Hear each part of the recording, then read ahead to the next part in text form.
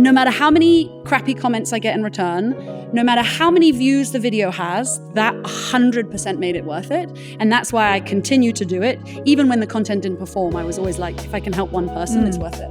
As much as I admire all your reasons for putting your life out there, my reasons are a little bit more selfish. Because do I want to help people? I mean, yes, but like at the expense of my own personal information being out there, not so much, maybe.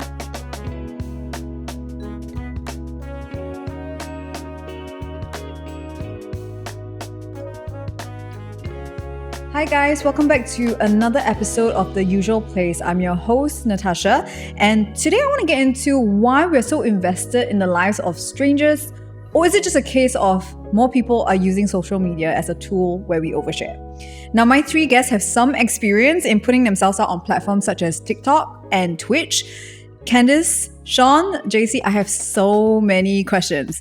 But before we get into it, I want you to tell me what is the most personal thing you guys have ever shared on your social media accounts. So Candice, maybe we'll start with you. Yeah, I mean, I think I share a lot of personal things all the time, but I think the one that was the most personal to me was last year I flew to the UK to go through the process of egg freezing, which is only a new topic here in Singapore, filmed a lot of the process and put all of that whole 2-week period of content online. So it was a very physically demanding, emotionally demanding, and financially demanding thing. And so I felt very exposed sharing that kind of content online.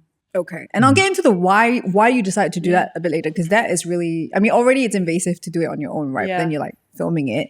But before we get to that, Shaun, what about you? What's the most personal thing you have said?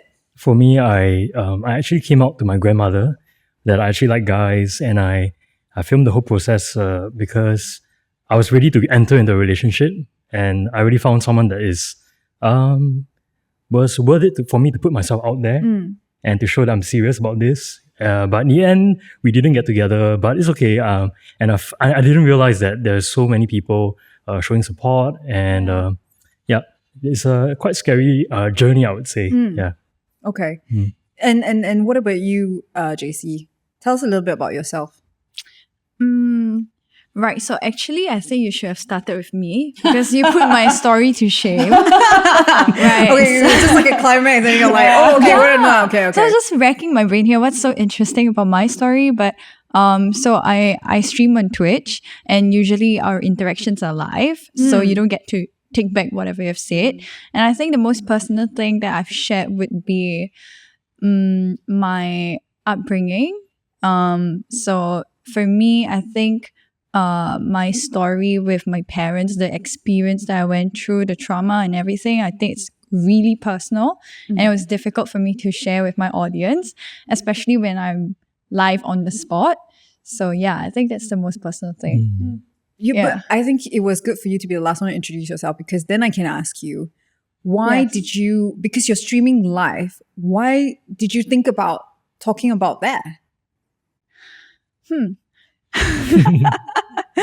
I actually, I haven't actually thought about why, but the topic came naturally. And usually with live streaming, I think I will take whatever the audience throw to me. It's a good content coming from them, and you know that like, oh, this is what my audience want to hear. And I think I accidentally mentioned my story, and then it really just took off from there. People start asking more questions, and I just felt like I had to answer them.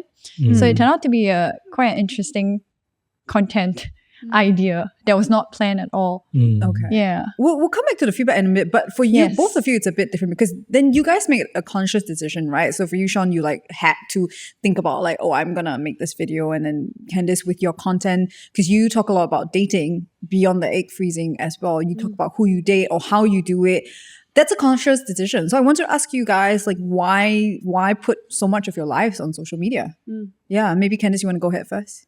Yeah, for me, it kind of just happened very organically. I mean, I feel like I'll tell pretty much anybody, pretty much anything. And I was always very transparent with my friends. And then this thing, TikTok, came along and I was like, well, let me try it.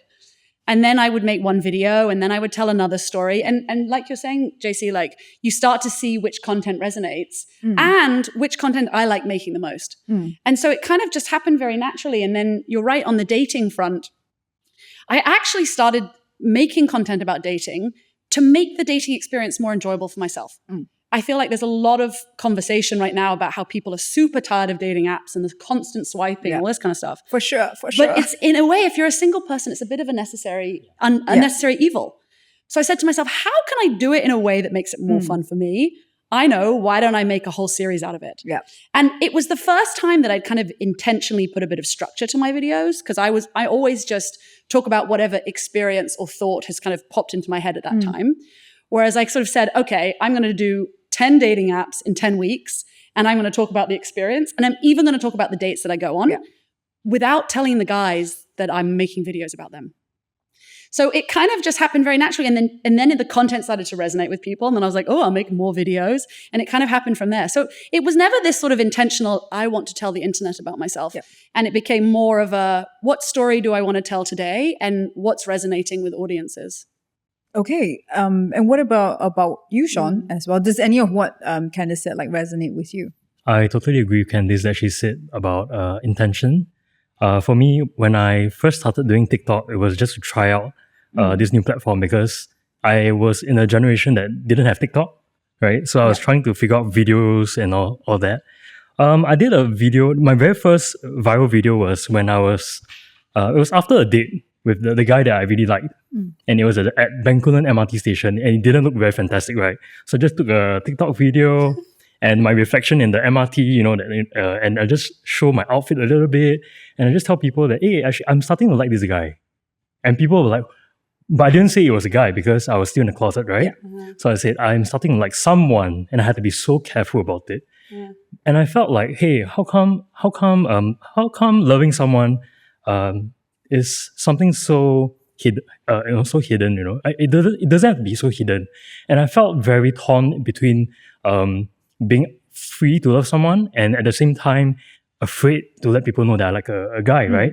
So I had a journey from then on, and I started to come out by doing the gender review, the confetti. I bought the blue color confetti. I was like, so my gender review for my date, and I just popped the blue confetti, and everyone just went crazy. But were you getting comments before then where people were sort of starting to suspect?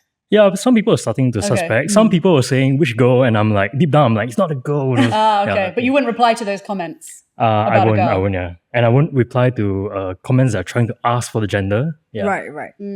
So what made you decide to then reveal the gender? I was very serious about him, and I do want to meet him for a third time, and so on. I really thought about his character, and I really thought that he's a partner that I would like to have as a life partner. So that was the reason why I wanted to come out, you know, and I think when you really love something, it's hard to keep it hidden, right? Yeah, absolutely. Like good food as well, like the good prata or bak chor mee, right? Yeah. So I just can't keep it hidden. It's a hidden gem. It is, yeah. Yeah. And JC, what about you? Like, you know, because you were a gaming streamer, right? Gamer is what I mean. It's, yes. So, you know what I mean. Yes. And to me, when you're doing that, I don't understand the part where the personal part comes in. But what was your train of thought when you decide to, get personal with your viewers? I think for myself, I've always wanted to not have this barrier whereby like, you are a viewer, I am a streamer. Like there's no pedestal right here. So we're all on equal ground. So I always like the personal touch in my content. And I think eventually, people want to know about your personality, not just watch your games, because anyone can play games, anyone can stream their games.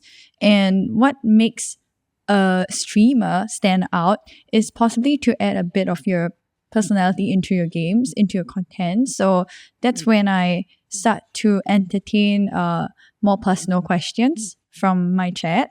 And eventually it just got more and more personal. So I got to share a lot more stuff. But yeah, there's definitely a boundary there. Yeah. So controversial statement, but you guys are using your lives for content? Is that a bad thing? Is that a good thing? What's your take? Or should I not even ask that question? No, I think you should ask because I really want to know. Like likes, is it? Yeah. Like, because to me, it's why not just tell your friends and family, right? It's where what's your thought process when you think about like, okay, today I'm going to make this piece of content and I'm going to share it. Yeah. I mean, for me, I am telling my friends and family, and I'm also telling social media. Like for me, it's just it's another outlet to express myself. It really is an outlet for creative expression. I like the idea, I was always a theatre kid. So there's an element of performance in it. Even though I'm not performing when I record my videos, I'm still trying to tell an interesting story that's going to capture attention. And the other thing is, especially when I'm sharing really personal things like the egg freezing or even my experience dating, if I can help one person, it's 100% worth it to me. And so again, going back to the egg freezing story, I posted my first video saying, attention world, I'm going through this. And I got a DM from someone, similar age, really personal message saying, I've been struggling whether to do it or not. I'm single, I'm this age, I'm this, socioeconomic status, Thank you for sharing your experience because it's given me some confidence and insight into doing it. And I literally looked at my phone when I got that message and I said, this is why I did it. No matter how many crappy comments I get in return, no matter how many views the video has, that 100% made it worth it. And that's why I continue to do it. Even when the content didn't perform, I was always like, if I can help one person, it's worth it. And I can resonate with that because like recently I wrote a column about losing weight. And when you write a column, you kind of want to get really personal in order for it to have some kind of impact. But I sat on it for almost a year before I got it published. I mean, it went through, I had to take it to an editor and everything. But the day it came out, I just like flipped my phone and then I was like, okay, I'm not going to look at it. But interestingly, and that was my reason for wanting to do it. If one person saw it, because I was teased badly as a kid, growing up and everything. And I was like, okay, actually you can lose the weight, but the shame still stays with you after that, right? And I was like, okay, if there's one person who will read this and feel the same as me and feel like, it will be okay, then I would have helped them. So I kind of understand where you're coming from. But unlike you guys, it really took me a long time. So I was like, okay, because there were a lot of personal details that I added in and maybe I didn't want to make my bullies actually feel bad. It was a weird feeling. So I don't know. Yeah. So I wanted to find out. And I recognize you don't want to shame other people in the process, right? You don't want to shame people who don't come out on the internet, right? But I do think it's important to have, and that's one thing I would always say is a really positive thing about TikTok is I think it's a real democratization of content. I am seeing, a famous celebrity in the US, and then I'm seeing someone from a low socioeconomic status on the other side of the world. And there's an element of best content wins, so you get a lot of diversity, but I get a lot of diversity of ideas and people and content, and that's what what I find really enjoyable about TikTok, whereas other platforms, it's much more about who do you follow, and therefore what is the content you're choosing to opt in to receive versus the content that the algorithm is saying, hey, take a look at this today. But I think you, especially Shaun, you are really brave, right? Because tell me, you said earlier about something about your, coming out to your grandmother. That was the story. So is that the first video you posted? The first coming out video, I think the second one. After the gender reveal. Did your family not know at all? Actually, I actually felt very similar to Candice because she said that she tells her friends and family. I actually came out to my friends and family first. I believe that as an Asian child, it's important to give respect to the family, right? Okay. So, but I actually came out to my friends first. And the funny thing is that they are from church. And that is so controversial, right? And I thought like, okay, if I tell my friend, they're going to send me to hell, but they didn't. And I actually almost took my life. I was having a lot of self-hate, right? As a Christian and also someone who struggles with same gender attraction. So it was very tough, and I came out to a friend from church, and his name is Stefan, and we are still best friends. Love to you, Stefan. Yeah, Stefan's amazing. Yes. Yeah, and so I came out to my mom after that, my Yeah. dad first, before the other family members. Yeah. My grandmother was the last person. And because, in every Asian family, you would love to bring your partner back to meet your grandparents because you love your grandparents the most, right? So that was the reason why I came out to my grandmother. But when things went downhill, when he rejected me, the guy rejected me, I was like, there's no reason for me to be on TikTok anymore, right? I was planning like, okay, I can make like couple TikTok content, right? But I was like, okay, now I'm single again, with struggling with loneliness and all these other struggles, right? And I went MIA for like 3 years. Yeah. And I just came back to asking myself, what is the true identity? What's my true identity? And I found answers along the way. Even struggling up to today, right? But I became so much stronger. And that's the reason why I came back on Easter Sunday, is to really tell people that after all this while, I was trying to find a perfect man and I found him, and his name is Jesus, right? So that is the kind of content I want to put out there, more of like So my story. You wanted to be known for your faith versus like everything else. Right. And it's funny because I remember seeing Shaun like 3 years ago, and then he did, I think that's the weird way the algorithm works. I didn't see him after that. And then, even with Candice, I don't follow you on TikTok, right? But at that time, but then, your videos kind of came up a lot. And then I remember you. And then for some reason, Shaun just came up a couple of months ago. And I was like, wait, I remember this guy. And I never saw his content again. But it's back. I'm like, okay. Yeah. But I want to ask you guys, is it weird that people like me, because I'm a lurker. Okay, I have to confess. I'm a lurker on TikTok. I don't make any content. I just like scroll, and then I see you guys. And I mean, Jacey, sorry, I don't do Twitch. No, it's fine. But I'm sure do you find it weird that people like me know about your life? Is it strange that we're holding on to this little bit of information? That, I don't know. Jacey, what do you think? Right. So as much as I admire all your reasons for putting your life out there, my reasons are a little bit more selfish, because do I want to help people? I mean, yes, but like at the expense of my own personal information being out there, not so much maybe. So I think for my reasons, like what I always tell my audience, you guys are my therapist. Okay. Yeah, so I feel like whether it's Twitch or Instagram or TikTok, it's an avenue for me to share about my troubles, my struggles, and it helped me in many, many ways, so that, at least I know that there might be people who are experiencing the same thing and I'm not alone.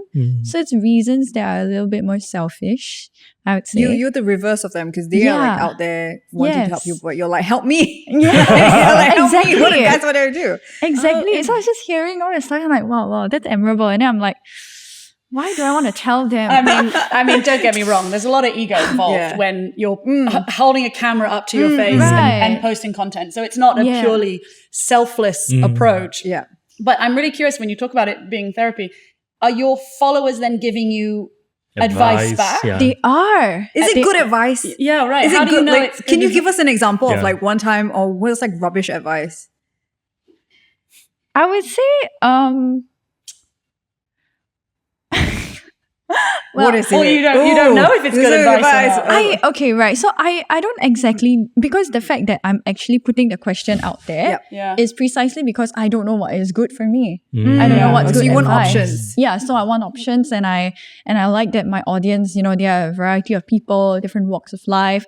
And there was actually super interesting. There was actually a certified psychiatrist that was in my chat. Wow. Yeah, and he actually spoke to me about my issues, basically the traumas that I have, and then why am I feeling this way now? Why am I projecting it right now? So he explained it to me in a really detailed message that I appreciate a lot. Nice. And You yeah, got free advice. Yeah, Free advice. You know exactly. how much people pay for this? Exactly. It's $500 per session, and I got it free. Nice. Yeah, so I just thought that like, hey, this avenue is really good for me to like get opinions, get options, and maybe even get help. Yeah, so it's not so selfless as in I want to help someone, but do I want to help them? Yes, I'm sure. And I hope that, whatever that I share, if you're experiencing like similar issues, you can take advice from the many other audience out there as well. So I guess in a way it's killing how many birds? A few birds. Yeah, right. Yeah, There's with multiple one stone. benefits. Yeah, exactly. Yeah. But how do you guys decide like what is healthy sharing versus oversharing or getting too personal? Like, do you let your audience tell you that and then you curate it for the next video, or what's your benchmark or line for it? I mean, I think the way the haters work is they'll always tell you when they don't like something. They don't necessarily tell you when they like something. So, and also I kind of somewhat reject this concept of oversharing because I feel like it's in the eye of the beholder. If it's natural for me to share, I don't feel like I'm oversharing. Yeah. There are plenty of people who like to consume that content, and then there are other people who don't want to consume that content. But it's very subjective in that sense. So I don't subscribe. I've seen comments before of, "Oh, Candice, she overshares," and I'm like, well, that's just because you don't want this type of content, which is fine. And I don't try to connect with or speak to all types of audiences. I just ask that even if I'm not your cup of tea, you don't slander me in return, right? Just keep your opinions to yourself, or give me feedback in a constructive way, not in a just leave Singapore kind of comment or like I hate you kind of comment. Yeah. And we'll get back to the haters because it's a very important topic. But Shaun, Jacey, was there anything you wanted to, say about this line of sharing? Like, is there a personal thing that you will not do when you post about yourself on social media or when you're like streaming? You want to go first? Okay. Yeah. I think for me, when I came back to talk about that I was actually a Christian, it was tough because these are two different opposing parties, right? They are always like out to fight each other. And here I am in the sandwich in between, right? There are comments that are very negative, hateful at times. And I was prepared for it actually. Yeah. And I didn't want to come back on TikTok. I didn't need to come back on TikTok. Actually, I'm an introvert. Yeah. I was happily living my quiet life, but I really felt the mission where when I was being saved from my mental health, right? The depression and everything.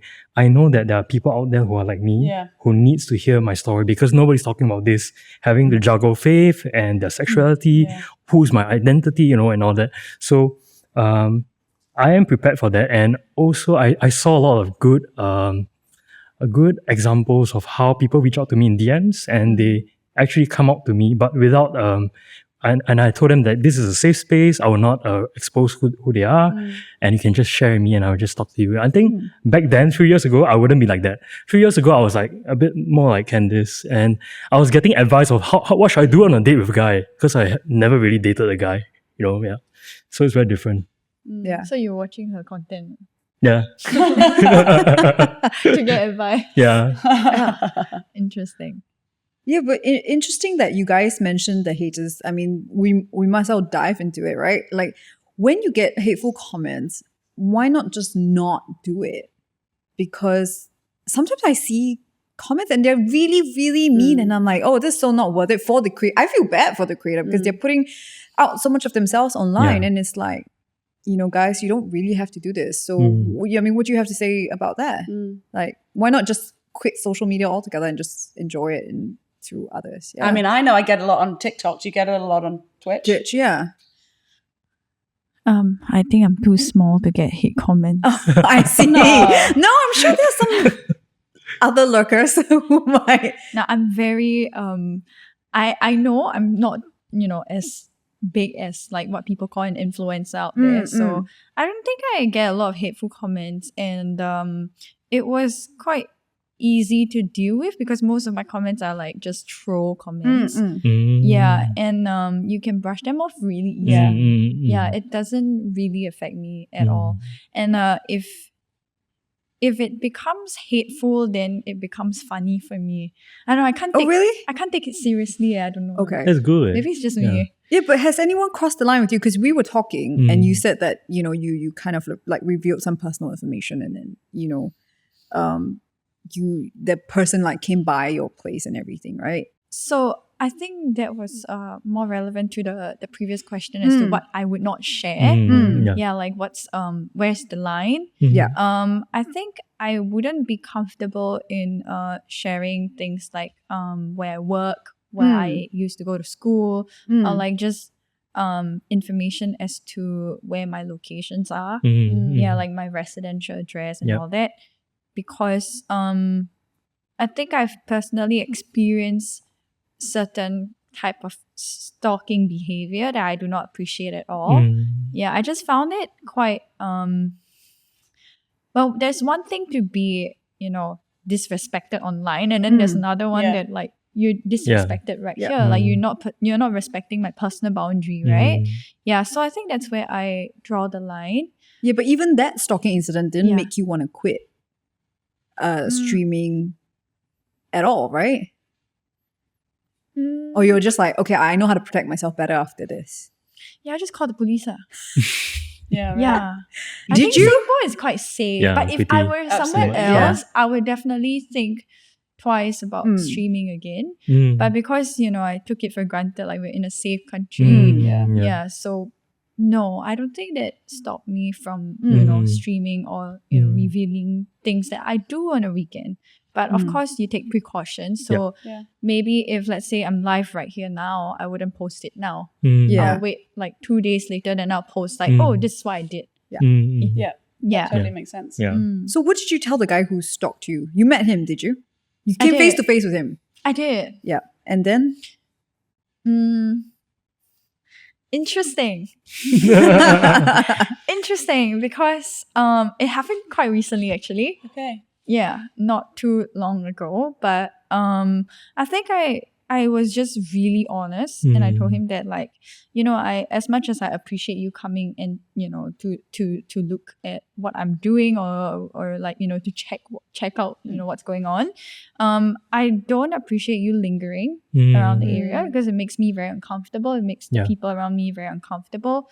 So I told him honestly and I told him like straightforward, clear message. And I don't think he took it so well.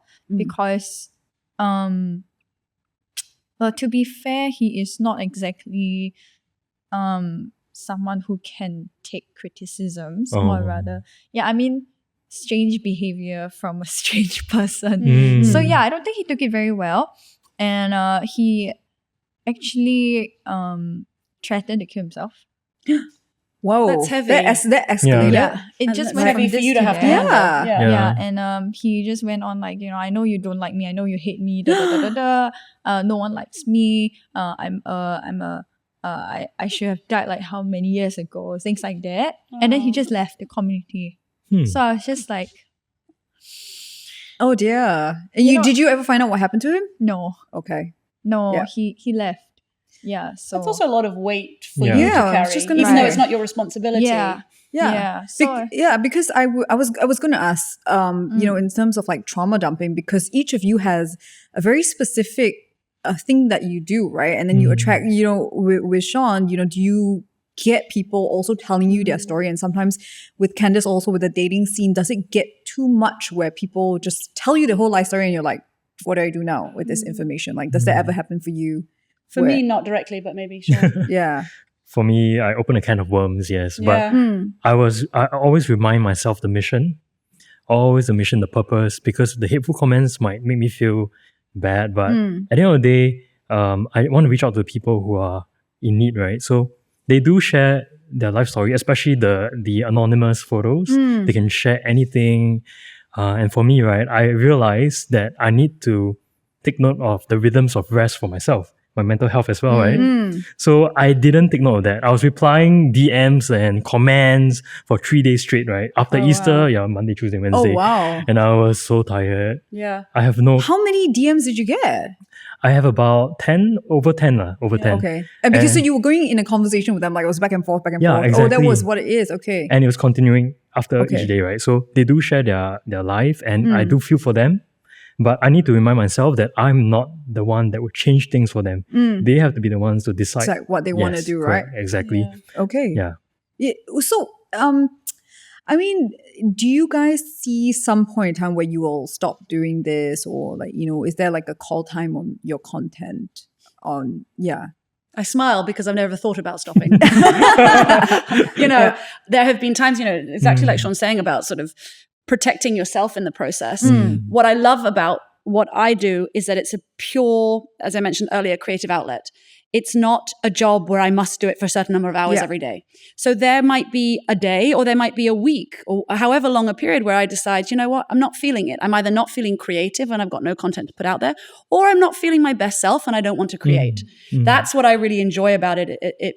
That freedom of what I talk about and when I talk about it. And I think that's really critical because this idea of looking after yourself is very important. I certainly don't want to do burnout. And I would say, and despite what many people think, it is not for me, making content, it's not a moneymaker for me today. So I have a full-time job and that sort of dual channels in my life. I have a corporate Candice and then I have Candalicious Candice. Allows me to have multiple facets of my life and gives me lots of different forms of stimulation. And that allows me to continue it for a long time. So I don't have any plans to stop it in itself, but I do have, grand plans to parlay it into other sort of content creating opportunities. Okay. And Shaun, what about you? Can you repeat the question again? Yeah, I was so involved into the conversation now. Thanks.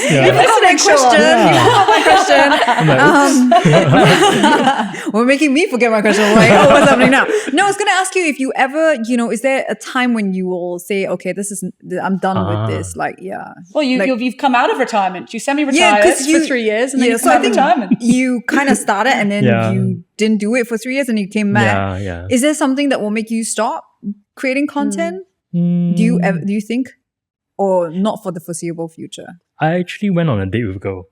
Yeah. Well, that's great content. Yeah, so I didn't expect to go on a date with a girl, but actually before Easter Sunday on the Saturday, we met up again, and she told me that she can only see me as a friend.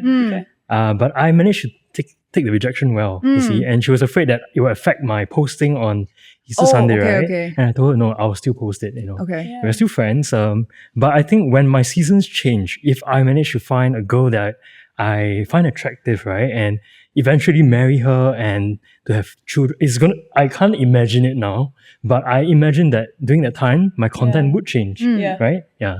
And Jacey, for yourself? I don't think I actually make plans to stop creating content. I just want everything to come naturally and go naturally. So eventually, if let's say I'm more committed with my life commitments, work commitments, then I don't have time to do this. Or like what Candice mentioned, I'm not feeling it today. I don't feel creative. Then I'll just let it happen naturally. So not much plans to, guys, today this is my last stream. No. You might get a big send-off, if you want it. Well, or if any brands want to come and give us huge brand deals, I'm sure all three of us would be delighted to take your call. I know, right? Yeah, just call me tomorrow. Okay, that was your 2-second shout out. I let you have it. Okay, right. Okay. Wait, on that note about when you think you will end, ever doing this, are you guys worried about being cancelled? Because what you share is subjective, as you said, Candice. It's whether you overshare is up to it. But sometimes you might, put out something, and then do you guys worry, that you might be cancelled? Is it still a thing in 2024 and onwards? Like, do you worry about that? I think what's interesting about what Jacey does is live. There's almost more risk for her to say something in a moment, whereas Shaun and I, much more on Instagram and TikTok, we can pre-screen what we post. Yeah. Yes, I do imagine a scenario where I say something that is not appropriate or makes an unfair judgment about someone, and I'm happy to be corrected in that. But I try in all aspects of my life, even in conversation with friends, to say content or say, not content. Got my social media brain on. When I'm having coffee with a friend, I'm even conscious of the words that I'm saying there, so as to be not politically correct in the sense that it's not a safe space, but to be thoughtful about the impact of my words. And for me, that extends to social media. Yeah. In fact, it extends even more on social media Yeah. because I recognize that I'm speaking in a public forum. Yeah.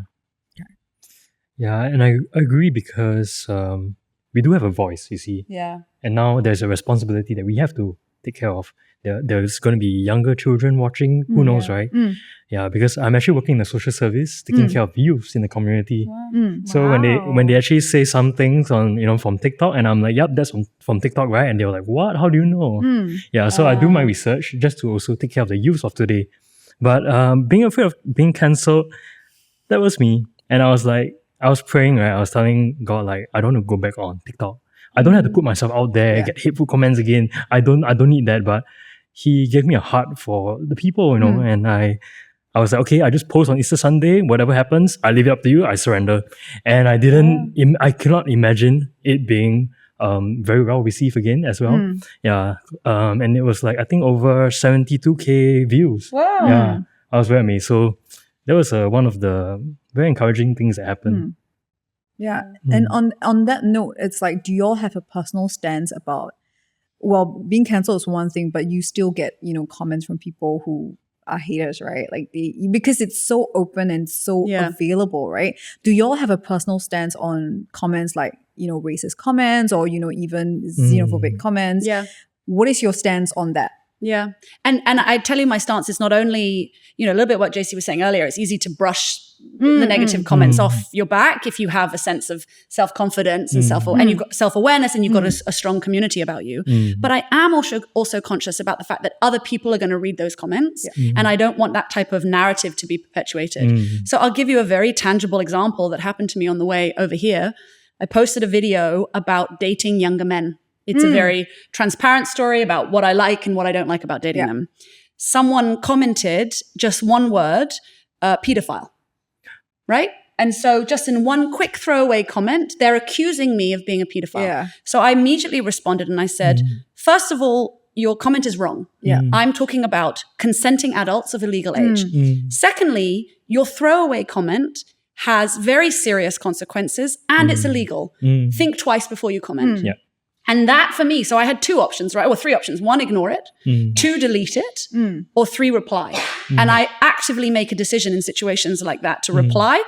And maybe in other situations will go as far as to report. Because I think, like you talk about, when we have a voice, we also have a platform. And protecting the commentary that happens on that platform is very important to me. It's not about censorship, but it's about making sure that I'm creating an environment that isn't going to harm others in the process as well. Yeah, I'm sorry that happened to you because it must be really shocking when you see this kind of comments, right? It's like It's quite jarring to me how these comments can be made so easily by people, and 95% of the time they're anonymous, which is incredibly cowardly too.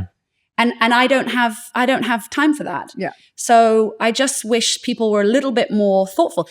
I have no problem if you disagree with me. I have no problem if you have a difference of opinion, but come with constructive criticism, not just offhanded comments that are trying to like acting as a slur or try to tear me down in the process. So yeah, don't come for me, that's for sure. and Shaun, what's your stance on, people who, don't have good comments to say to you? I was expecting negative comments, hateful comments, and I think the challenge is, for me, that I felt the test actually was can I still show love to people who hate me, right? Yeah, right. It's not easy, to be very honest. Right. So, as you know, the LGBT community can be quite vocal about this, right? And they will say things like, oh, so sorry for you that you got indoctrinated at your lowest point of your life. And knowing me, right, I was an atheist. So I know very well that I'm not brainwashed because I'm quite naughty when I was a kid. I don't even listen to authorities, So I know very well what I got myself into, what I experienced. And I just replied them with, I struggled to reply them. I took a while first and I replied them by saying, I'm sorry that you have your own hurts from the church that you experienced in the past. But I would love to pray for you. Yeah. And I really did pray for them, even though they say like, oh, Christians like to say they'll pray for you, but they don't, Yeah. Okay, Jacey, last word. Tell the haters, what do you want to tell them about being rude? I think for me, my encounter with hate comments, I don't know, like to me it's really easy because the platform essentially removes any hateful comment. It automatically filters it. So it's either I don't see it or my moderators will disallow the comment. Okay. And eventually, if they manage to even post it on the live chat, it just goes away. Yeah, so it's like a end credit kind of thing. You're so protected just in a way, you just go away. Yeah. So it's easy for me to ignore them Mm. or even genuinely miss them. Yeah, and then eventually it's just like, you know, So I don't think it affects me a lot, and I think in general, most of my content, it's quite how to say it? It's more personal. So I don't actually share things about my opinion on something. It's more of like, okay, this is my life. Yep. This is what I went through. This is what I experienced. Instead of like, my opinion of guys who earn lesser money than girls. You know, it's not so much of that because all these information, I actually throw the question to my audience instead. Because my audience is a survey group. It's got like so many different kind of people, right? It's true. So you never know who's on the other side of the screen. And I like to throw questions like this to them to hear what they have to say. So it doesn't turn out to be a hate comment, but rather I'll listen to what you have to say about this thing. Yeah. So I don't think I have to deal much with, what Candice and Shaun went through. Yeah. So fortunately for me, You're good. I'm good. It's really interesting to hear that Twitch does filter that. And I'd also want to give a shout out to other commenters who will maybe not defend me, but disagree with the opinion. A lot of the times, if there's a crappy comment, I don't even have to say anything because somebody else will come in with a countering perspective. Yes. And then I think it's healthy dialogue in the comment section.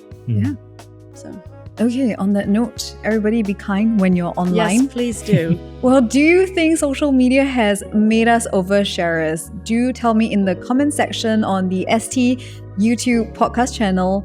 And if you like what you see, subscribe and hit the notification bell and you'll get up-to-date content on what we are putting out on this channel. And if you want to listen to the podcast version of this, you can find us on Apple Podcasts, Spotify, or on the ST app.